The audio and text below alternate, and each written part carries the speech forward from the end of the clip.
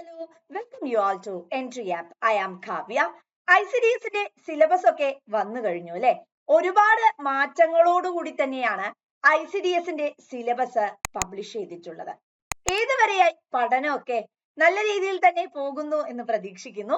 അപ്പൊ നമുക്ക് ഒന്ന് എന്തെല്ലാമാണ് മാറ്റങ്ങൾ, ഏതൊക്കെ ഏരിയകളിലാണ് മാറ്റം വന്നിട്ടുള്ളത്, ഏതൊക്കെയാണ് പണ്ട് പഠിച്ച ആ ഏരിയകളിൽ നിന്നും കൂടുതലായി ആഡ് ഓൺ ചെയ്തിട്ടുള്ളത് എന്നുള്ളത് ഒന്ന് പരിശോധിക്കാം. അപ്പൊ എല്ലാവരും റെഡി അല്ലേ?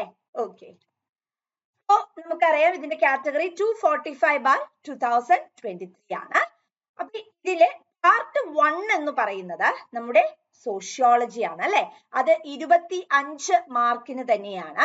മൊഡ്യൂൾ 1 എന്ന് പറയുമ്പോൾ അവിടെ വന്നിരിക്കുന്നത് basics of sociology, key sociological concept. ഇത് നമ്മുടെ പ്രീവിയസ് സിലബസുമായി കമ്പയർ ചെയ്ത് നോക്കുമ്പോൾ മാറ്റങ്ങളൊന്നും തരാത്ത ഒരു പെർട്ടിക്കുലർ ഏരിയ ആണ്. Society, community and culture, socialisation and its impact of child development, അതുപോലെ nature and composition of family, characteristics of family, functions and role of family, socialisation and support systems within family. പിന്നെ നമുക്ക് വന്നിരിക്കുന്നത് types of family ആണ്. Patriarchal and matriarchal families, joint family, extended family, അങ്ങനെ മുതലായ concept. പിന്നെ merits and demerits, disintegration of joint family in India, causes, urbanisation, ഇതൊക്കെ നമ്മൾ പരിശോധിച്ച് നോക്കുമ്പോൾ അല്ലെ ഫ്രണ്ട്സ്, പ്രീവിയസ് സിലബസിലൊക്കെ തന്നെ നമുക്ക് കാണാൻ പറ്റുന്ന രീതിയിലുള്ള ഒരു സിലബസ് പാറ്റേൺ തന്നെയാണ് വന്നിട്ടുള്ളത്. ഇനി ചേഞ്ചിങ് റോൾ ഓഫ് ഫാമിലി, അതിൽ shifting gender roles, women's work force participation, evolving parental responsibilities, modern trends, വളരെ ഇമ്പോർട്ടന്റ് ടോപ്പിക് ആണ് അല്ലെ ഈ modern trends and family structure എന്നൊക്കെ പറയുന്നത്. ഇതൊക്കെയാണ് ജനറലി വന്നിട്ടുള്ളത്. എല്ലാത്തിനും കൂടി നമുക്കറിയാം 4 മാർക്കാണ് തന്നിട്ടുള്ളത്. വളരെ ഈസി ആയിട്ടുള്ള എന്നാൽ വളരെ കോൺസെൻട്രേറ്റ് ചെയ്ത് പഠിക്കേണ്ട ഒരു ഏരിയ തന്നെയാണ് ഇത്. ഒരുപാട് മാറ്റങ്ങളോ അല്ലെങ്കിൽ ആഡ് ഓണുകളോ ഒന്നും സംഭവിച്ചിട്ടില്ല എന്നുള്ളത് നമ്മുടെ ഒരു ഭാഗ്യം തന്നെയാണ് അല്ലെ. കാരണം പ്രീവിയസ് സിലബസുമായി കമ്പയർ ചെയ്ത് നോക്കുമ്പോൾ ഒരുപാട് കാലമായി പ്രിപ്പയർ ചെയ്യുന്നവർ കാണും. അപ്പൊ അവരെ സംബന്ധിച്ചിടത്തോളം ഇനിയും ആഡ് ഓണുകൾ ചെയ്യണോ, റിവിഷൻ ഒക്കെ ആയി ഇരിക്കുന്നവരുണ്ടാകും.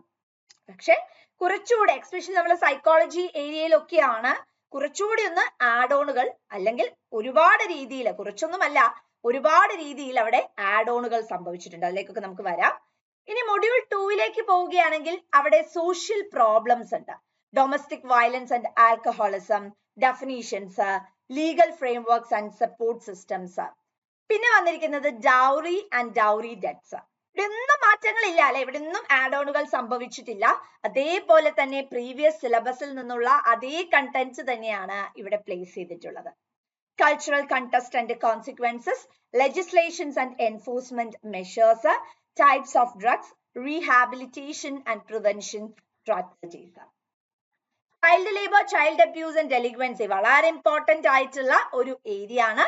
Forms, causes and impact on society, legal rights and protection for children, POCSO എപ്പോഴും ചോദിക്കുന്ന അല്ലെ, റിപ്പീറ്റഡ് ആയി ചോദിക്കുന്ന ഏരിയ ആണ്.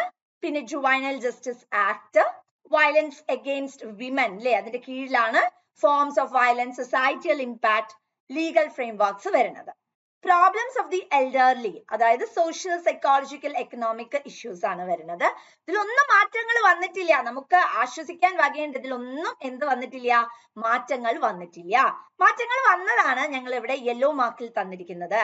ഇവിടെ കുറച്ചു കാര്യങ്ങൾ ആഡ് ഓൺ ചെയ്തിട്ടുണ്ട്. അതായത് പ്രോബ്ലംസ് ഓഫ് ട്രാൻസ്ജെൻഡേഴ്സ്. ഇത് പ്രീവിയസ് സിലബസ് നമ്മൾ പരിശോധിച്ചു കഴിഞ്ഞാൽ ഈ പ്രോബ്ലംസ് ഓഫ് ട്രാൻസ്ജെൻഡേഴ്സ് എന്ന് പറയുന്നത് ഉൾപ്പെടുത്തിയിട്ടില്ല. അപ്പൊ അതുകൊണ്ട് ഇതൊരു ആഡ് ഓൺ ഏരിയ തന്നെയാണ് നല്ല രീതിയിൽ. കാരണം ഗവൺമെന്റ് പോളിസി ഇന്ന് വളരെ ബേണിംഗ് ആയിട്ടുള്ള ഇഷ്യൂസ് ഒക്കെ നടക്കുന്ന ഏരിയ ആണ് ട്രാൻസ്ജെൻഡേഴ്സ് റിലേറ്റഡ് ആയിട്ട് അല്ലെ, ഒരുപാട് സ്റ്റഡീസ് ഒക്കെ നടക്കുന്നുണ്ട്. അപ്പൊ അതുകൊണ്ട് തന്നെ ട്രാൻസ്ജെൻഡർ റിലേറ്റഡ് ആയിട്ടുള്ള കോൺസെപ്റ്റ് ബേസ് ആയിട്ട് എന്തായാലും നമുക്ക് പ്രോബ്ലംസ് ചോദിക്കാം. എന്തായാലും ചോദ്യങ്ങൾ ഈ ഒരു മേഖലയിൽ നിന്നും ഉണ്ടാകും എന്ന് തന്നെ നമുക്ക് എക്സ്പെക്ട് ചെയ്യാവുന്നതാണ്. അതുപോലെ അതുമായി റിലേറ്റ് ചെയ്യുന്ന പ്രോഗ്രാംസ്, ഈ ട്രാൻസ്ജെൻഡേഴ്സിനെ സംരക്ഷിക്കാൻ വേണ്ടി ഇനീഷ്യേറ്റ് ചെയ്ത പലതരത്തിലുള്ള പ്രോഗ്രാംസിൽ നിന്നും ചോദ്യങ്ങൾ ഉണ്ടാവും. ഇത് ആഡ് ഓൺ ചെയ്ത കൺസെപ്റ്റ് ആണ്.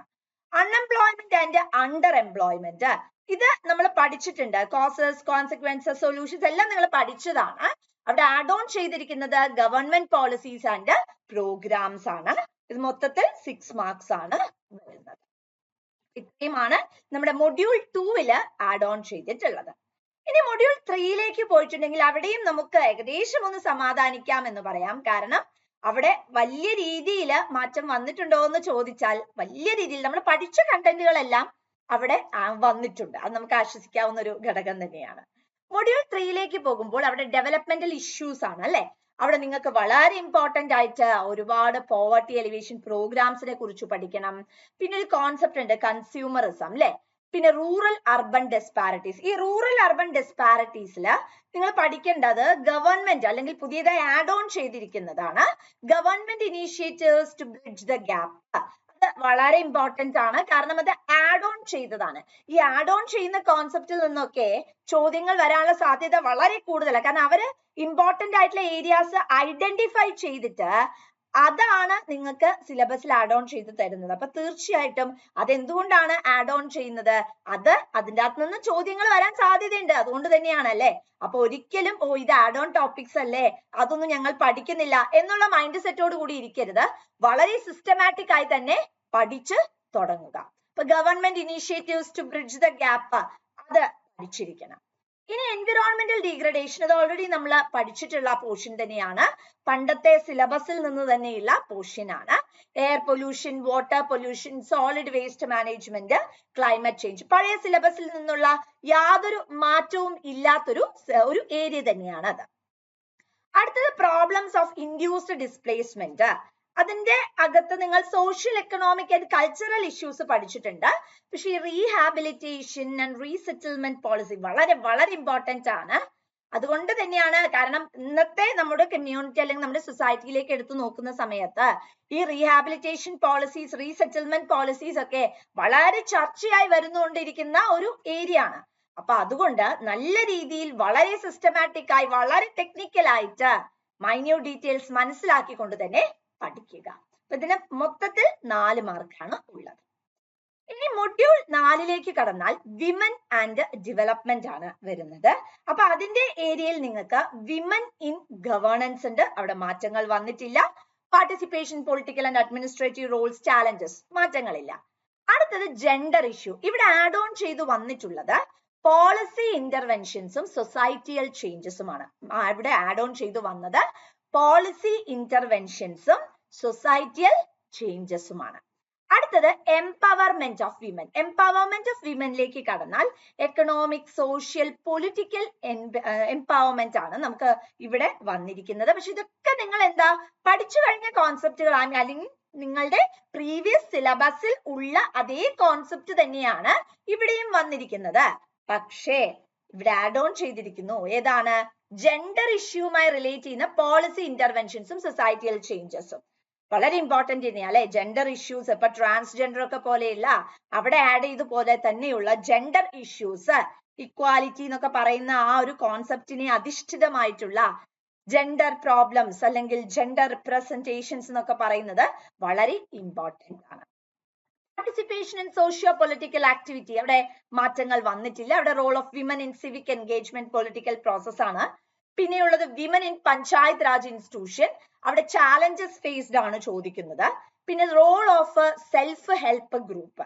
അപ്പൊ ഇങ്ങനെ മൊത്തത്തിൽ 6 മാർക്കിനാണ് ഈ ഒരു ഏരിയയിൽ നിന്നും നമ്മളോട് ചോദിക്കാൻ സാധ്യതയുള്ളത്. ഇവിടെ ആഡ് ഓൺ ചെയ്ത ഏരിയാസ് ആണ് ജെൻഡർ ഇഷ്യൂയുടെ കീഴിൽ വരുന്നത്. ഇനി മൊഡ്യൂൾ 5 പോയിട്ടുണ്ടെങ്കിൽ നമുക്ക് ആശ്വസിക്കാം. കാരണം അവിടെ നമ്മൾ റിസർച്ചുമായി റിലേറ്റ് ചെയ്യുന്ന ഒരുപാട് കോൺസെപ്റ്റുകളായിരുന്നു നമ്മുടെ പ്രീവിയസ് സിലബസിൽ ഉള്ളത് അല്ലെ. അവിടെ പഠിക്കുന്നതും അങ്ങനെ തന്നെയാണ്. അപ്പൊ അവിടെയും വലിയ രീതിയിലുള്ളൊരു മാറ്റങ്ങളില്ല. ഒന്ന് പ്രൈമറി സെക്കൻഡറി ഡാറ്റ എന്താണ് എന്നുള്ളത്, അതുപോലെ ഒബ്സർവേഷൻ ടെക്നിക്കുകൾ, participant observation, non participant observation മുതലായവ. പിന്നെയുള്ളത് നമുക്ക് ഇന്റർവ്യൂ സ്കെഡ്യൂൾ ആണ്. അവിടെയും സ്ട്രക്ചേർഡ് അൺസ്ട്രക്ചേർഡ് ഇന്റർവ്യൂസ് എല്ലാമാണ് വരുന്നത്. എങ്ങനെ നമ്മൾ ഒരു ഇഫക്റ്റീവ് ആയിട്ടുള്ള ഇന്റർവ്യൂ പ്രോസസ്സ് കണ്ടക്ട് ചെയ്യണം എന്നുള്ളൊരു ഏരിയ ആണ്. പിന്നെ വരുന്നത് ക്വസ്റ്റ്യനെയർ ആണ്. ഈ ക്വസ്റ്റ്യനെയറിൽ structured, unstructured, open versus closed ആണ് വരുന്നത്. അവിടെയും വലിയ രീതിയിലുള്ള ഒരു മാറ്റങ്ങളൊന്നും വന്നിട്ടില്ല. എന്നാൽ കേസ് സ്റ്റഡിയുടെ മെത്തേഡില് ഒരു 2 കണ്ടന്റ് ആഡ് ചെയ്ത് വന്നിട്ടുണ്ട്. അത്ര മാത്രമാണുള്ളത്. അപ്പൊ നമുക്ക് അവിടെ ആശ്വസിക്കാൻ വകയുണ്ട്.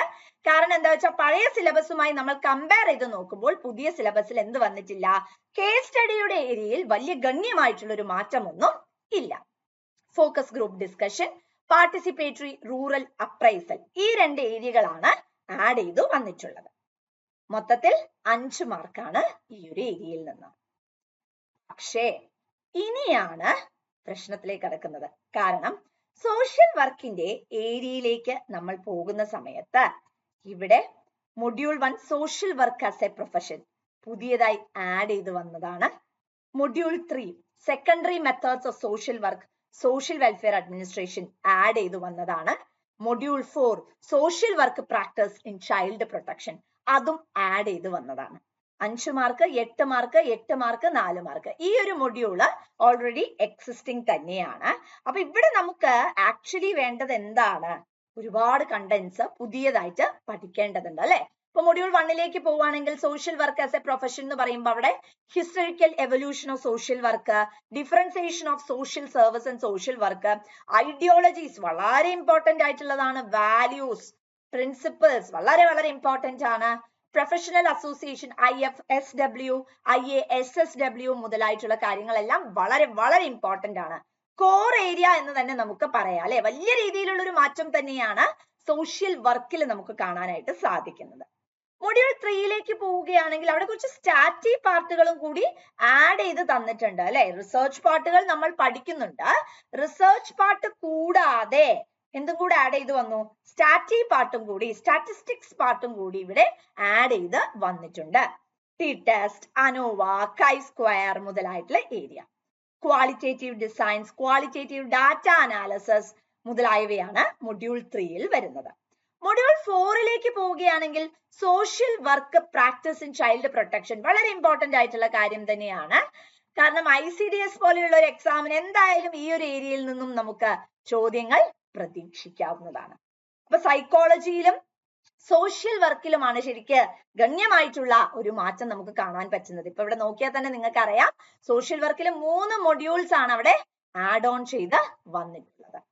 സൈക്കോളജിയിലേക്ക് പോകുന്ന സമയത്ത് നമുക്ക് കാണാൻ പറ്റുന്നത് എന്താ വെച്ചാൽ നമ്മൾ മുമ്പത്തെ സിലബസുമായി നോക്കുമ്പോൾ എല്ലാം ഇതിന്റെ അകത്തുണ്ട്. ഇപ്പൊ നമ്മൾ attention, consequences and attention, controlled automatic process, functions of attention, അതുപോലെ തന്നെ ഇപ്പൊ മൊഡ്യൂൾ 2ലേക്ക് പോവുകയാണെങ്കിൽ പെർസെപ്ഷൻ നേച്ചർ ഓഫ് അസംഷൻ അല്ലെങ്കിൽ പെർസെപ്ഷൻ നേച്ചർ ഓഫ് പെർസെപ്ഷൻസ്. അപ്പം ഇങ്ങനെയുള്ള കോൺസെപ്റ്റുകൾ അല്ലെങ്കിൽ ഈ കാര്യങ്ങളെല്ലാം ഇപ്പൊ മൊഡ്യൂൾ 3ലേക്ക് പോകുമ്പോൾ മെമ്മറി, ഫോർഗെറ്റിംഗ് പുതിയതായിട്ട് വന്ന ഒരു എലാബറേറ്റഡ് കോൺസെപ്റ്റ് ആണ്. അപ്പൊ ഇതൊക്കെ നമുക്ക് എന്ത് കാണാം, ഇപ്പൊ മൊഡ്യൂൾ 4 ആണ് ഇന്റലിജൻസ് ആൻഡ് ക്രിയേറ്റിവിറ്റി. ഇങ്ങനെയൊക്കെയുള്ള കോൺസെപ്റ്റുകൾ നിങ്ങൾക്ക് ഈ ഒരു സൈക്കോളജിയുടെ മൊഡ്യൂളിൽ കാണാൻ പറ്റും. പക്ഷേ ഇതെല്ലാം മുമ്പത്തെ സിലബസിൽ കുഞ്ഞായിട്ടായിരുന്നു തന്നിരുന്നതെങ്കിൽ ഇന്ന് പുതിയ സിലബസില് വളരെ ആഡ് ഓൺ ചെയ്തുകൊണ്ടാണ് അവിടെ തന്നിട്ടുള്ളത്. മൊഡ്യൂൾ 1 എന്ന് പറയുമ്പോൾ അറ്റൻഷൻ, കോൺസിക്വൻസസ് ആൻഡ് അറ്റൻഷൻ ആണ് വരുന്നത്. അതിന്റെ അകത്ത് വിജിലൻസ്, സെലക്റ്റീവ് അറ്റൻഷൻ വരുന്നുണ്ട്. അത് 2 മാർക്കിനാണ് മൊത്തത്തിൽ ഈ ഒരു മൊഡ്യൂൾ വരുന്നത്. മൊഡ്യൂൾ 2ലേക്ക് കടന്നാൽ പെർസെപ്ഷൻ നേച്ചർ ആണ് വരുന്നത്. അവിടെ പെർസെപ്ച്വൽ ഓർഗനൈസേഷൻ വളരെ ഇമ്പോർട്ടന്റ് ആണ്. അതുപോലെ depth perception, bottom up and down approaches വളരെ വളരെ ഇമ്പോർട്ടന്റ് ആയിട്ടുള്ള കോൺസെപ്റ്റ് ആണ്. മൊത്തം 2 മാർക്കിനാണുള്ളത്. ഇനി മൊഡ്യൂൾ 3ലേക്ക് കടക്കുകയാണെങ്കിൽ അവിടെ മെമ്മറി ആൻഡ് ഫോർഗെറ്റിംഗ് വളരെ ഇലാബറേറ്റഡ് ആയിട്ട് ഈ മോഡൽസുകളെ കുറിച്ചൊക്കെ ചോദിക്കുന്നുണ്ട്. Atkinson, Shiffrin model, levels of processing model, working memory model, why we forget, consolidation theory വളരെ ഇമ്പോർട്ടന്റ് ആയിട്ടുള്ള തിയറിയാണ്, interference theory, DK theory, cue dependent forgetting, displacement theory. അങ്ങനെ തിയറട്ടിക്കൽ കോൺസെപ്റ്റിന്റെ ഒരു കലവറ തന്നെയാണെന്ന് നമുക്ക് പറയാം. മുമ്പ് പഠിച്ച, വീണ്ടും പറയുകയാണ്, നമ്മുടെ സൈക്കോളജി ഏരിയയിൽ മുമ്പ് പഠിച്ച മേഖലയിൽ വെച്ച് നോക്കുമ്പോൾ അല്ലെങ്കിൽ മുമ്പുള്ള സിലബസ് വെച്ച് നമ്മൾ നോക്കുമ്പോൾ അന്ന് വെറുതെ കുഞ്ഞായി തന്നിരിക്കുന്ന പല കണ്ടന്റുകളും നമുക്ക് ഇന്ന് ഒരുപാട് ഇലാബറേറ്റ് ചെയ്ത് പഠിക്കാനായിട്ടുണ്ട്. അതിനർത്ഥം നമ്മുടെ സൈക്കോളജിയുടെ ആ ഒരു കണ്ടന്റ് എന്ന് പറയുന്നത് കുറച്ചുകൂടെ ഇലാബറേറ്റഡ് ആകുന്നു എന്നുള്ളതാണ്. അപ്പൊ അടുത്തത് മൊഡ്യൂൾ 4 ആണ്. Intelligence and creativity, traditional theory, 2-factor theory Spearman and കാറ്റലിന്റെ ആണ്, multi factor theory, hierarchical model, structure of intellect model contemporary theory, triarchic theory, multiple intelligence theory, PASS model creativity മുതലായവയാണ് ഇവിടെ വരുന്നത്. അവിടെയും മുമ്പ് പറഞ്ഞ പോലെ തന്നെ വളരെ ബേസിക് ആയി തന്നിരുന്ന കണ്ടന്റുകളെയും ടോപ്പിക്കുകളെയും വളരെ ഇലാബറേറ്റ് ചെയ്തിട്ടാണ് പുതിയ സിലബസിൽ ആഡ് ചെയ്ത് വന്നിട്ടുള്ളത്. സോ സൈക്കോളജിയുടെ മേഖലയിലും സോഷ്യൽ വർക്കിന്റെ മേഖലയിലും വലിയ രീതിയിലുള്ള ഒരു മാറ്റം തന്നെയാണ് വന്നിട്ടുള്ളത്. മൊഡ്യൂൾ 5ലേക്ക് പോയാൽ അവിടെ thinking, problem solving, types of problem, approaches to problem solving, types of heuristic, reasoning ആണ് വരുന്നത്. അവിടെ 2 മാർക്കിനാണത്. Motivation and emotional biological aspects of motivation instinct theory and ethology, അതുപോലെ ഹോമിയോസ്റ്റെസിസ് ആൻഡ് അറൗസൽ തിയറി വളരെ ഇമ്പോർട്ടന്റ് ആയിട്ടുള്ള ഒരു ഏരിയ ആണ്. Biological needs ഉണ്ട്, ഫ്രസ്ട്രേഷൻ ഉണ്ട്. പിന്നെ ഇമ്പോർട്ടന്റ് ആയിട്ടുള്ള ഏരിയ എന്ന് പറയുന്നത് നമ്മുടെ ഈ ടൈപ്സ് ഓഫ് ഇമോഷൻസ് ആണ് അല്ലെ. Theories of emotions, James Lange theory, Cannon Bard theory, Schachter Singer theory, facial feedback theory, ഇതെല്ലാം ഇമ്പോർട്ടന്റ് ആയിട്ടുള്ളതാണ്. സൈക്കോളജി വളരെ ഇലാബറേറ്റഡ് ആയിട്ട് വളരെ ബേസിക് ലെവലിൽ നിന്നുകൊണ്ട് തന്നെ പഠിച്ചു തുടങ്ങാം. മൊഡ്യൂൾ 7 ആണെങ്കിൽ അവിടെ learning by association, classical conditioning, operant conditioning, പക്ക സൈക്കോളജിക്കൽ ടേമുകൾ അല്ലെ. Cognitive theories of learning, latent learning, insight learning, verbal learning ആണ് വന്നിരിക്കുന്നത്. വളരെ വളരെ കോൺസെൻട്രേറ്റ് ചെയ്ത് 2 മാർക്കിനേ ഉള്ളൂ എന്നൊന്നും പറഞ്ഞ് നമ്മള് അയ്യോ അത്രയല്ലേ ഉള്ളൂ നമുക്കത് വിടാം എന്ന് ചിന്തിക്കരുത്. കാരണം ചിലപ്പോൾ ഈ 2 മാർക്കായിരിക്കും നിങ്ങളെ ടോപ്പ് പൊസിഷനിലേക്ക് എത്തിക്കുന്നത്. ഇനി മൊഡ്യൂൾ 8ലേക്ക് കടന്നാൽ അവിടെ personality definition, psychodynamic perspective, classical psycho analysis, Sigmund Freud, neo analytical theories, Carl Jung, Alfred Adler, Karen Horney ഇവരുടെ മുതലായിട്ടുള്ള തിയറീസ് പഠിക്കാനുണ്ട്. അതുപോലെ മുറേസ് പേഴ്സണോളജിയെ കുറിച്ച് ഡിസ്കസ് ചെയ്യാനുണ്ട്. പിന്നെ അതുപോലെ object relations and attachment theories ഉണ്ട്. മാർഗരറ്റ് മെഹ്ലർ, ബൗൾബി, ബിഹേവിയറൽ പെർസ്പെക്റ്റീവ്സിനെ കുറിച്ച് നമുക്ക് ഡിസ്കസ് ചെയ്യാനുണ്ട്. അങ്ങനെ വളരെ വളരെ ഇമ്പോർട്ടന്റ് ആയിട്ട് ഇപ്പം BF സ്കിന്നറിന്റെ ഒക്കെ ആൽബർട്ട് ബന്ദൂരയുടെ ഒക്കെ വളരെ ഇമ്പോർട്ടന്റ് ആയിട്ടുള്ള തിയറീസ് ആണ് അല്ലെ. അതുപോലെ നമുക്ക് ലൂയിന്റെ ഫീൽഡ് തിയറി ഉണ്ട്. അതായത് തിയററ്റിക്കൽ കോൺസെപ്റ്റുകളാണ് നിങ്ങൾ ഇവിടെ പഠിച്ചു തുടങ്ങേണ്ടത്.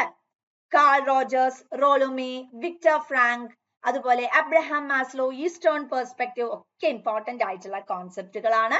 പിന്നെ വന്നിരിക്കുന്നത് yoga, Bhagavad Gita, Sufism, Buddhism, Jainism, Taoism ആണ്. 4 മാർക്കിനാണ്.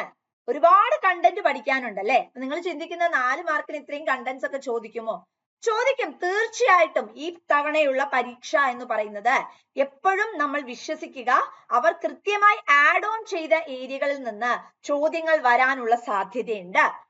കൃത്യമായി തന്നിരിക്കുന്ന മാർക്കിംഗ് സ്കീം അനുസരിച്ച് തന്നെയായിരിക്കും അവര് മുന്നോട്ടേക്ക് പോകുന്നത്. അപ്പൊ അതെപ്പോഴും മൈൻഡിൽ വെച്ചുകൊണ്ട് വേണം നിങ്ങൾ പഠിക്കാനായിട്ട്. 2 മാർക്കല്ലേ ഉള്ളൂ, ഞാൻ പഠിക്കുന്നില്ല അങ്ങനെ ചിന്തിക്കരുത്. കാരണം ഞാൻ മുമ്പ് പറഞ്ഞ പോലെ അത് 2 മാർക്ക് ആയിക്കൊള്ളട്ടെ 1 മാർക്ക് ആയിക്കൊള്ളട്ടെ, നിങ്ങളുടെ റാങ്ക് മുന്നോട്ട് കൊണ്ടുപോകുന്നത് ആ ഒരു മാർക്കായിരിക്കും. മൊഡ്യൂൾ 9ലേക്ക് പോകുമ്പോൾ സോഷ്യൽ പെർസെപ്ഷൻ, സോഷ്യൽ സെൽഫ് ആണ് വരുന്നത്.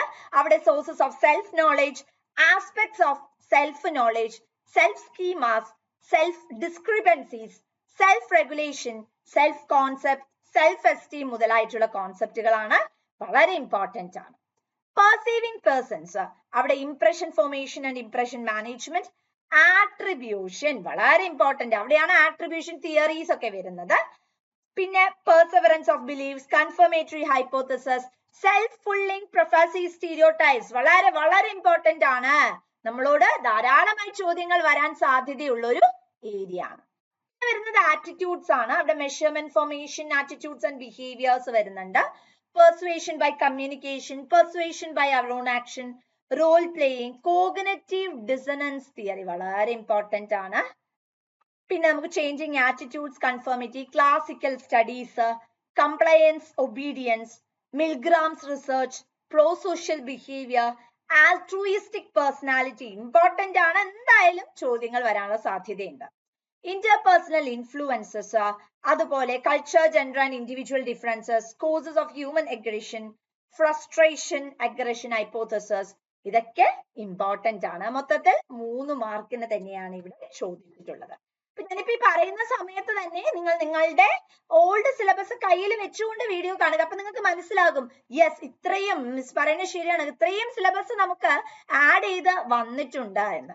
ഇനി മൊഡ്യൂൾ 10 പോയാൽ psychopathology, diagnosis and classification of mental disorders, അവിടെ DSM അതുപോലെ ICD ക്ലാസിഫിക്കേഷൻ, പിന്നെ കേസ് ടേക്കിംഗ് പ്രാക്ടീസസിലെ MSc, MMSc ഇതൊക്കെ വളരെ വളരെ ഇമ്പോർട്ടന്റ് ആയിട്ടുള്ളതാണ്. പിന്നെയുള്ളത് neuro developmental disorders, intellectual disability, pervasive and specific developmental disorders, communication disorders, പിന്നെ ഓട്ടിസം സ്പെക്ട്രം ഡിസോർഡർ വളരെ ഇമ്പോർട്ടന്റ് ആയിട്ടുള്ള ഏരിയ തന്നെയാണ്. അതുപോലെ തന്നെ schizophrenia, schizotypal, delusional and other non psychotic disorders ഇതെല്ലാം ഇമ്പോർട്ടന്റ് ആയിട്ടുള്ള മൊഡ്യൂൾ 10 ഏരിയാസ്. അപ്പം എഫക്റ്റീവ് ഡിസോർഡേഴ്സ്, ബൈപോളാർ വളരെ ഇമ്പോർട്ടന്റ് ആണ്. Depressive disorders, personality disorders, sexual dysfunction important ആയിട്ടുള്ള ഏരിയ ആണ്. ജെൻഡർ ഡിസ്ഫോബിയ അല്ലെങ്കിൽ ഡിസ്ഫോറിയ വളരെ ഇമ്പോർട്ടന്റ് ആണ്. പിന്നെയുള്ളത് നിങ്ങൾക്ക് സ്ട്രെസ് റിലേറ്റഡ് ആയിട്ടുള്ള ട്രൗമാസിനെ കുറിച്ച് പഠിക്കാൻ, somatoform disorders, neuro cognitive disorder വളരെ ഇമ്പോർട്ടന്റ് ആയിട്ടുള്ള ഏരിയ ആണ്. ഇതൊക്കെ ഏകദേശം 4 മാർക്കിനാണ് ചോദിക്കാൻ സാധ്യതയുള്ളത്. ഇപ്പൊ നമ്മൾ മാർക്ക് ചെയ്ത് തരുന്നത് വളരെ ഇമ്പോർട്ടന്റ് ആയിട്ടുള്ള ഏരിയാസ് ആണ്. ഇനി പാർട്ട് 4 വന്നിട്ടുണ്ടെങ്കിൽ അവിടെയും നിങ്ങൾക്ക് വലിയ രീതിയിലുള്ള മാറ്റങ്ങൾ കാണാനായി സാധിക്കും. അവിടെ കമ്മ്യൂണിറ്റി സയൻസ് അല്ലെങ്കിൽ ഹോം സയൻസ് ആണ് വരുന്നത്. മൊഡ്യൂൾ 1 ചൈൽഡ് ഡെവലപ്മെന്റ് 10 മാർക്കാണ് വരുന്നത്. Growth and development stages add on ചെയ്തതാണ്. Factors influencing child development, theories of child development, importance of play in child development, early childhood education and its impact on development. ഇത്രയും ഏരിയകള് വളരെ add on ചെയ്ത് വന്നിരിക്കുന്ന ഒരു area. കാരണം എന്തായാലും ഈ ഒരു ഏരിയ വളരെ ഇമ്പോർട്ടന്റ് അല്ലേ. കാരണം ഒരു കുട്ടിയുടെ സ്റ്റേജസ് ഓഫ് ഡെവലപ്മെന്റ്, ആ കുട്ടിയുടെ വളർച്ചയെ ഗവേൺ ചെയ്യുന്ന ഫാക്ടേഴ്സ്, ആ കുട്ടിയുടെ ഡെവലപ്മെന്റുമായി റിലേറ്റ് ചെയ്യുന്ന തിയറീസ് ഒക്കെയാണ് ഇവിടെ നമ്മളോട് ആഡ് ഓൺ ചെയ്ത് ചോദിച്ചിട്ടുള്ളത്. മൊഡ്യൂൾ 2 ആണെങ്കിൽ ചൈൽഡ് ആൻഡ് മെറ്റേണൽ ന്യൂട്രീഷൻ ആണ്. 8 മാർക്കിനാണ് വരുന്നത്. അവിടെ nutritional needs during pregnancy and lactation അത് നമ്മൾ ഓൾറെഡി പഠിച്ചിട്ടുള്ള അല്ലെങ്കിൽ ഓൾറെഡി നമ്മുടെ സിലബസിലുള്ള ഏരിയ തന്നെയാണ്. എന്നാൽ ഈ ഒരു ഏരിയ അതായത് impact of maternal nutrition on child health, nutritional requirements for different stages of childhood, common nutritional deficiencies in children, strategies for promoting child and maternal nutrition ഇതെല്ലാം ആഡ് ചെയ്ത് വന്നതാണ്. തീർച്ചയായിട്ടും ചൈൽഡ് ആൻഡ് മെറ്റേണൽ ന്യൂട്രീഷനുമായി relate ചെയ്യുന്ന strategies എന്തായാലും ചോദിക്കാനുള്ള സാധ്യതയുണ്ട്. Module 3 കടന്നാൽ pre school education and management ആണ്. 7 മാർക്കിനാണ് വരുന്നത്. Principles and approaches to pre school education, curriculum development for early childhood വളരെ ഇമ്പോർട്ടന്റ് ആണ് അല്ലെ. കാരണം എങ്ങനെയാണ് നമുക്കൊരു സിസ്റ്റമാറ്റിക് ആയിട്ടുള്ള കരിക്കുലം വേണ്ടത് എന്നതിനെ പറ്റി എന്തായാലും ചോദിച്ചിരിക്കും. Importance of early childhood education, management practices, അതുപോലെ റോൾ ഓഫ് എ സൂപ്പർവൈസർ എന്തായാലും ചോദിക്കും. ഇമ്പോർട്ടന്റ് ആയിട്ടുള്ള കൺസേൺ ആണ്. അപ്പം ഇത്രയും എന്താണ് ആഡ് ഓൺ ചെയ്ത് വന്നതാണ്. ഒന്നുകൂടെ നമുക്ക് എന്തെല്ലാം ഏരിയാസിലാണ് മാറ്റങ്ങൾ വന്നിട്ടുള്ളത് എന്നൊന്ന് നമുക്ക് നോക്കാം. പിന്നെ നമുക്ക് എന്തെല്ലാമാണ് മാറ്റങ്ങൾ വരുന്നത് എന്ന് നോക്കാം, അല്ലെങ്കിൽ മാറ്റങ്ങൾ ആഡ് ഓണുകൾ വന്നിട്ടുള്ളത്. പ്രോബ്ലംസ് ഓഫ് ട്രാൻസ്ജെൻഡേഴ്സ് നമുക്ക് പഠിക്കാനായി വന്നിട്ടുണ്ട്. ഗവൺമെന്റ് പോളിസീസ്, അൺഎംപ്ലോയ്മെന്റ്, അണ്ടർഎംപ്ലോയ്മെന്റ് പഠിക്കാൻ വന്നിട്ടുണ്ട്. അതുപോലെ റൂറൽ അർബൻ ഡിസ്പാരിറ്റീസുമായി റിലേറ്റ് ചെയ്യുന്ന ഗവൺമെന്റ് ഇനീഷ്യേറ്റീവ്സിനെ കുറിച്ച് പഠിക്കാനുണ്ട്. ഇൻഡ്യൂസ് ഡിസ്പ്ലേസ്മെന്റുമായി റിലേറ്റ് ചെയ്യുന്ന പ്രോബ്ലംസ് ഉണ്ട്. ജെൻഡർ ഇഷ്യൂസിന്റെ പോളിസി ഇന്റർവെൻഷൻ ആൻഡ് സൊസൈറ്റിയിൽ ചേഞ്ചസ് വന്നിട്ടുണ്ട്, ആഡ് ഓൺ ചെയ്തതാണ്. കേസ് സ്റ്റഡി മെത്തേഡിൽ focus group discussion, participatory rural appraisal add on ആണ്. അതുപോലെ തന്നെ നമ്മുടെ സോഷ്യൽ വർക്കിന്റേത് module 1, module 3, module 4 add on ആണ്. സൈക്കോളജിയുടെ ഏരിയയിലേക്ക് പോവുകയാണെങ്കിൽ മൊത്തം എലാബറേറ്റഡ് തന്നെയായിട്ടാണ് വന്നിട്ടുള്ളത് അല്ലെ. നമ്മള് മുമ്പത്തെ സിലബസിലുള്ള കണ്ടന്റുകളുണ്ട്, പക്ഷെ എല്ലാം മൈന്യൂട്ട് ആയിട്ട് ഡീറ്റെയിൽ ഔട്ട് ചെയ്ത ഒരു ഇലാബറേറ്റഡ് കോൺസെപ്റ്റ് ആണ് വന്നിട്ടുള്ളത്. ഇനി നമ്മുടെ ഈ ഒരു കമ്മ്യൂണിറ്റി സയൻസ് അല്ലെങ്കിൽ ഹോം സയൻസിലേക്ക് പോയാൽ മൊഡ്യൂൾ 1 ഫുള്ളി ആഡഡ് ആണ്. മൊഡ്യൂൾ 2 പാർഷ്യലി ആണെന്ന് പറയാം, എന്നാലും മേജറും പോർഷനും ആഡഡ് തന്നെയാണ്. മൊഡ്യൂൾ 3 പോയിട്ടുണ്ടെങ്കിൽ അതൊരു ആഡഡ് മൊഡ്യൂൾ ആണ്. ഇത് കൂടാതെ നമ്മളോട് എന്തും കൂടി പറയുന്നുണ്ട്, ഇതല്ലാതെ ഈ സിലബസ് അല്ലാതെ ഇത് റിലേറ്റഡ് ആയിട്ടുള്ള ഏത് ചോദ്യങ്ങൾ വേണമെങ്കിലും ചോദിക്കാനുള്ള സാധ്യതയുണ്ടെന്ന്. അപ്പൊ ഇതൊക്കെ കണ്ടിട്ട് ടെൻഷൻ അടിക്കുകയല്ല നമ്മൾ വേണ്ടതല്ലേ. എന്താ വേണ്ടത്? നമ്മൾ എപ്പോഴും പറയുന്ന പോലെ വളരെ കൃത്യതയോടുകൂടി പഠിച്ചു തുടങ്ങാം. ഞങ്ങൾ എൻട്രിയില് ക്രാഷ് കോഴ്സസ് എല്ലാം ഓൾറെഡി തന്നെ ലോഞ്ച് ചെയ്തിട്ടുണ്ട്. അപ്പൊ എല്ലാവരും ഉടൻ തന്നെ ജോയിൻ ചെയ്യുക. നമുക്ക് എന്താണ് ആവശ്യം? പ്രോപ്പർ മെന്റർഷിപ്പ് ആണ് അല്ലെ, 24/7 ഗൈഡൻസ് ആണ് അല്ലെ. ഇതെല്ലാമാണ് ഞങ്ങൾ നിങ്ങൾക്കായിട്ട് പ്രൊവൈഡ് ചെയ്യുന്നത്. അപ്പൊ എന്താ നിങ്ങൾ ചെയ്യേണ്ടത്? സിലബസ് വന്നു കഴിഞ്ഞു, ഇനി അധിക ദിവസമില്ല അല്ലെ പരീക്ഷയ്ക്ക്. വളരെ സിസ്റ്റമാറ്റിക് ആയി പ്രോപ്പർ ഗൈഡൻസോട് കൂടി ടൈം ടേബിൾ ബേസ്ഡ് ആയിട്ട് പഠിച്ചു തുടങ്ങുക. All the best. Thank you.